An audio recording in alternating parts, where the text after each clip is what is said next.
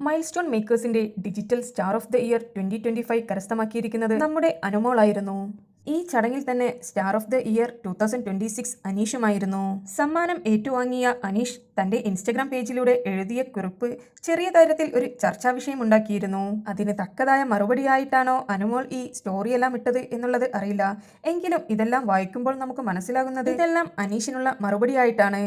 എന്താണ് നിങ്ങളുടെ അഭിപ്രായം? നിങ്ങൾ ഇതെല്ലാം വായിച്ചതിന് ശേഷം നിങ്ങൾക്ക് തോന്നുന്നത് താഴെ കമന്റായി പറയുക.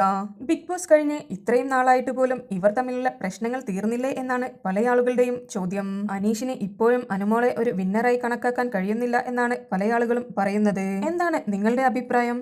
നിങ്ങൾക്ക് വീഡിയോ ഇഷ്ടപ്പെട്ടിട്ടുണ്ടെങ്കിൽ ഒരു ലൈക്കും ഷെയറും സബ്സ്ക്രൈബും ചെയ്യുവാൻ മറക്കരുത്.